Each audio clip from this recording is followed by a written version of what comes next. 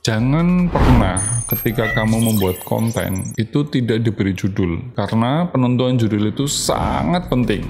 Assalamualaikum warahmatullahi wabarakatuh. Hai, halo, selamat datang di A-Vlog, audio visual vlog yang membahas tentang dunia perkontenan dan vlog.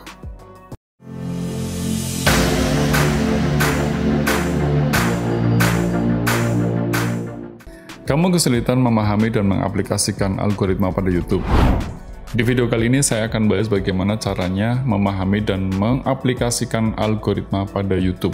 Jadi, jangan kemana-mana, tetap stay cool di A-Vlog.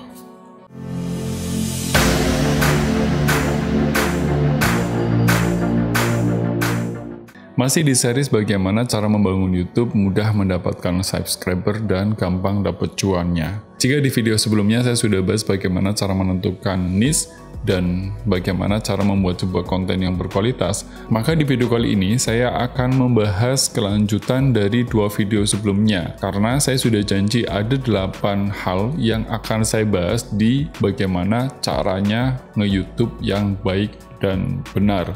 Tentu ini bukan sesuatu yang baru, beberapa YouTuber mungkin sudah bahas.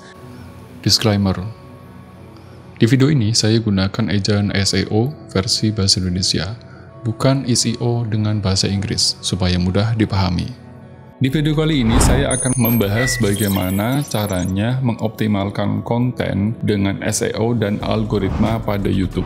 Ini adalah sesuatu yang menurut saya bagi teman-teman sudah tidak asing lagi, terutama istilah tentang algoritma. Tapi mungkin ada istilah baru atau istilah teman-teman yang belum banyak mengetahui tentang SEO. SEO itu apa sebetulnya sih? Nah, di video ini sebetulnya saya akan step by step akan saya coba jelaskan sedikit demi sedikit tentang SEO itu bekerja. Karena SEO itu sebetulnya sangat penting mempengaruhi algoritma pada YouTube. Jadi SEO itu apa sih sebetulnya? Pertanyaannya kan itu. SEO itu adalah Search Engine Optimization, itu adalah serangkaian teknik dan praktek yang digunakan untuk meningkatkan peringkat situs sebuah web atau situs web pada mesin pencarian di internet, misalnya Google, Bing, dan Yahoo. Tujuannya adalah itu. Tadi saya sudah bilang di awal bahwa algoritma YouTube itu dipengaruhi banget oleh yang disebut dengan SEO, Search Engine Optimization. Lalu kenapa sih SEO itu dalam algoritma YouTube itu menjadi penting? Ya, karena sebetulnya ada beberapa alasan-alasan yang menjelaskan bahwa Search Engine Optimization ini sangat penting mempengaruhi cara kerjanya algoritma di YouTube. Berikut adalah penjelasan mengapa SEO, Search Engine Optimization di YouTube itu penting. Dengan menerapkan SEO pada konten yang kamu buat, yang pertama adalah bisa meningkatkan visibilitas konten. Visibilitas itu bisa dibilang itu seperti objektivitas atau seperti tujuan utamanya. Untuk bisa meningkatkan visibilitas itu, ya kamu videomu harus kasih judul, videomu harus kasih deskripsi, videomu harus kamu bikin thumbnails yang bagus, video kamu harus buatkan tag ya segala macam. Nah, itu meningkatkan visibilitas. Yang kedua, itu bisa mengoptimalkan keterlibatan atau engagement ya, keintiman lah ya. Penggunaan judul yang tepat, penggunaan thumbnails yang baik, paling tidak itu bisa menjadikan video kamu lebih intim. Biasanya ditandai dengan namanya CTR atau click through rate. Kalau kamu sudah bisa menerapkan SEO dengan baik, biasanya nilai CTR-nya tinggi. Tentu yang ketiga adalah memperbaiki waktu tonton. Biasanya kalau SEO-nya bagus, maka video-video yang relevan itu akan sering muncul di beranda yang orang lain cari. Nah, itu tergantung dari, balik lagi ke SEO, kamu nerapin SEO nggak sih sebetulnya? Biasanya kalau viewer sudah menemukan video yang relevan, maka biasanya dia akan terus menonton sampai tuntas. Yang keempat ini adalah meningkatkan peluang konten di saran video. Ya, ini otomatis ya, kalau misalnya kamu sudah bisa menerapkan SEO, pasti video-video yang kamu buat itu akan sering muncul di saran video tadi. Dan yang kelima adalah membangun audiens yang tepat. Ya, ini tentu kalau misalnya sudah SEO-nya bagus, pasti dengan sendirinya penonton akan mengkerucut, akan lebih spesifik. Penonton-penonton spesifik ini sebetulnya akan menjadikan fanbase, akan menjadikan fans kamu gitu loh, dan dia akan menjadi peluang yang luar biasa. Jadi 5 alasan ini mutlak untuk bisa kamu ikuti atau menjadi alasan kenapa sih penerapan SEO pada konten yang kamu buat itu penting. Ada pertanyaan berikutnya, penting mana antara SEO dan algoritma? Sebenarnya ini pertanyaan yang tidak bisa dipisah. Antara SEO dan algoritma itu dua hal yang sangat penting, bukan sesuatu yang terpisah. Karena sebetulnya SEO yang baik itu akan mempengaruhi banget cara kerjanya algoritma tadi. Keduanya ini sebetulnya saling berkaitan. Kalau boleh saya jelaskan, dengan menerapkan SEO, paling tidak membuat video kamu itu sering muncul di beranda pencariannya YouTube. Kamu kan sudah membuat video ini dengan yang disebut dengan SEO, Search Engine Optimization. Nah, kalau misalnya SEO-nya sudah baik, SEO-nya sudah betul, biasanya nanti itu dengan sendirinya algoritma itu akan memutuskan peringkat video kamu berdasarkan faktor-faktor yang kamu lakukan di SEO dan berdasarkan data interaksi pengguna. Jika kamu tidak menerapkan SEO dalam video yang kamu buat atau konten yang kamu buat, maka algoritma yang ada di dalam YouTube juga tidak ngebaca dengan baik. Apalagi kamu bikin videonya random. Itu kenapa di awal saya sudah jelaskan balik lagi. Penentuan niche itu penting sekali karena berpengaruh terhadap apa yang disebut dengan algoritma YouTube tadi. Termasuk konten yang berkualitas itu juga berpengaruh terhadap algoritma. Sekarang ini faktor yang ketiga untuk bisa mudah mendapatkan viewernya dan gampang mendapatkan cuannya, maka yang ketiga kamu harus terapkan yang disebut dengan SEO. SEO ini akan berpengaruh terhadap algoritma YouTube. Sehingga ketika algoritma YouTube mendeteksi apa yang sudah kamu lakukan, maka di sana YouTube akan sering memberikan rekomendasi video-video yang kamu buat. Itu cara kerjanya. Paham ya? Sekarang elemen-elemen SEO di dalam konten yang kamu buat itu apa saja sih? Jadi kan tadi saya sudah jelaskan SEO, algoritma, kemudian pasti kamu penasaran kan, gimana sih cara menerapkan SEO itu? Dan elemen-elemen SEO itu apa aja sih di dalam YouTube? Elemen-elemen SEO di YouTube itu yang pertama adalah judul. Jangan pernah ketika kamu membuat konten itu tidak diberi judul, karena penentuan judul itu sangat penting. Dulu awal-awal ketika saya nge-YouTube pun sama. Saya waktu itu bikin konten ya ngupload aja, tidak memperhatikan judul. Jadi dampaknya adalah itu tidak dibaca di algoritma YouTube. Nah, belakangan ini sekarang saya kalau bikin video itu pasti saya kasih judul. Nah, kamu pun ketika misalnya membuat konten, jangan lupa harus dikasih judul. Jangan pernah tidak. Kalau enggak, ya enggak kebaca sama algoritma YouTube. Penentuan judul itu harus dengan kata kunci. Kata kuncinya gimana cara mencarinya? Paling tidak, kamu harus gunakan pihak ketiga. Pakai pihak ketiga bisa menggunakan vidIQ atau TubeBuddy. Itu dua aplikasi yang bisa diandalkan untuk bisa menentukan keyword atau kata kunci tadi. Jadi dalam membuat judul itu penting sekali memasukkan kata kunci. Elemen yang kedua di SEO YouTube itu adalah deskripsi. Jadi paling susah itu ketika membuat konten YouTube itu adalah kita mendeskripsikannya. Kadang kita membuat konten video itu meremehkan gitu, sudah ada judul, terus kemudian di deskripsinya kita nggak isi. Video-video yang deskripsinya kosong itu biasanya sangat rentan untuk tidak dibaca oleh algoritma YouTube. Kalau bikin konten, setelah dikasih judul, kamu kasih deskripsi. Di deskripsi itu juga jangan lupa kamu sisipkan kata kunci yang itu ada kaitannya dengan judul. Misalnya, kamu membuat konten tentang cara mengambil gambar yang baik dengan handphone.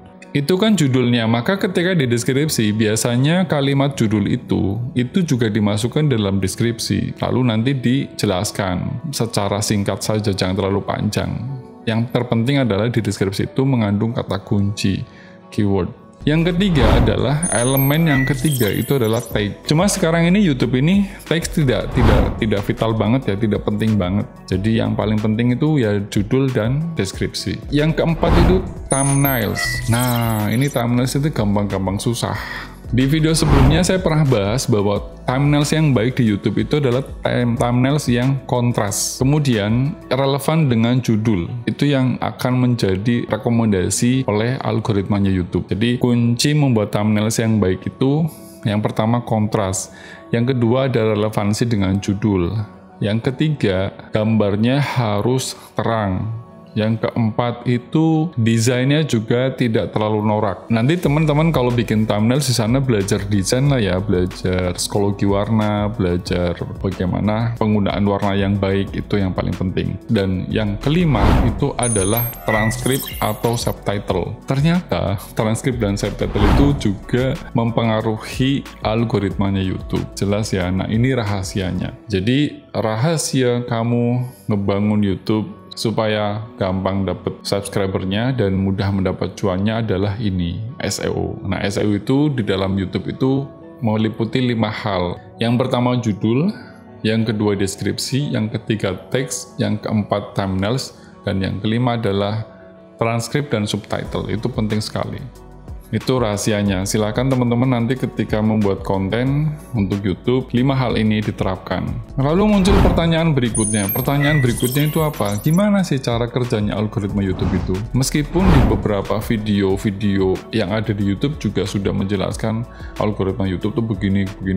Yang perlu dicatat oleh teman-teman bahwa algoritma YouTube itu tidak selalu sama. Itu akan terus berubah sesuai dengan tren. Makanya biasanya cara kerjanya algoritma YouTube itu setiap tahun atau setiap kurun waktu tertentu itu akan berubah sesuai dengan tren yang sedang diminati oleh viewers. Itu dalam YouTube juga, algoritma YouTube itu bekerja berdasarkan apa sih? Yang pertama itu berdasarkan data pengguna. Nah, data pengguna ini biasanya meliputi apa saja? Data pengguna itu biasanya meliputi riwayat tontonan, kemudian pencarian, dan interaksi. Riwayat tontonan itu biasanya dilihat dari seberapa sering orang menonton video dengan tema tertentu.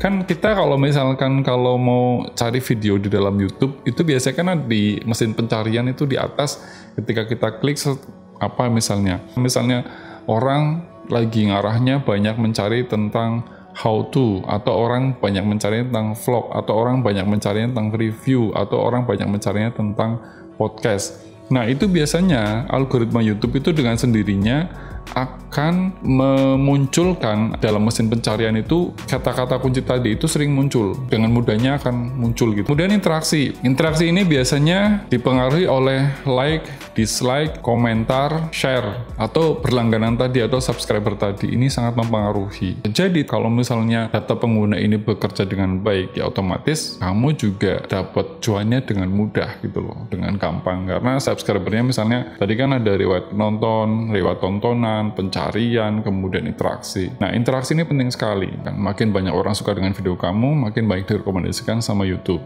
Yang kedua, cara kerjanya algoritma itu ditentukan oleh data video. Nah, tadi saya sudah jelaskan data video itu meliputi judul dan deskripsi, thumbnails, dan metadata. Nah, metadata itu biasanya meliputi tag, kategori, dan informasi yang ditanamkan di video itu. Ada faktor kunci di mana ketika kamu nge-YouTube ini bisa mudah dibaca oleh algoritma YouTube. Faktor-faktor kuncinya adalah antara lain itu apa yang disebut dengan watch time atau waktu tonton. Berapa lama sih video kamu ditonton? Bukan seberapa sering ya, tapi seberapa lama. Misalnya kamu bikin video durasinya 5 menit, tapi 5 menit itu utuh ditonton. Makanya cara bikin konten ini harus diperhatikan banget. Mungkin nanti di episode berikutnya akan saya bahas bagaimana cara bikin konten yang menarik dan itu isinya daging semua, itu gimana caranya. Faktor kunci yang berikutnya adalah engagement. Engagement ini biasanya meliputi jumlah like, dislike, komentar, dan subscribe. Itu penting sekali.